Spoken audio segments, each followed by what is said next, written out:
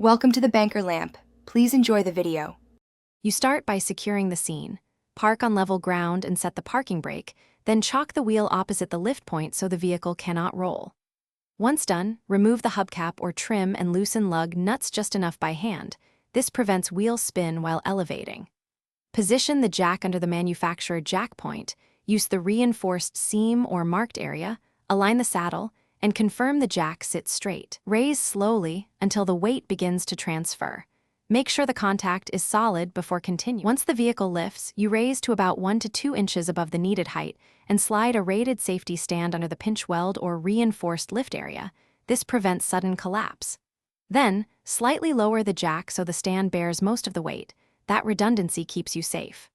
Remove lug nuts fully and take the wheel off. Inspect brake lines, rotor, caliper, and suspension components for wear or seized fasteners. If bolts are stuck, apply penetrating oil and let it soak before reattempting. You reverse the process. Put the wheel back on, start lug nuts by hand in a star pattern so the wheel seats evenly. Lower the jack until the stand takes no load, then carefully remove the stand and lower the vehicle fully. Once on the ground, torque lug nuts to manufacturer spec in the same star pattern. Afterwards, stow tools and test drive short distance, then retorque. If the jack shows fluid leaks, wobble, or won't hold, do not trust it. Lower using the stand and replace the jack immediately. Thanks for watching. If this was helpful, leave a like and consider subscribing. See you next time.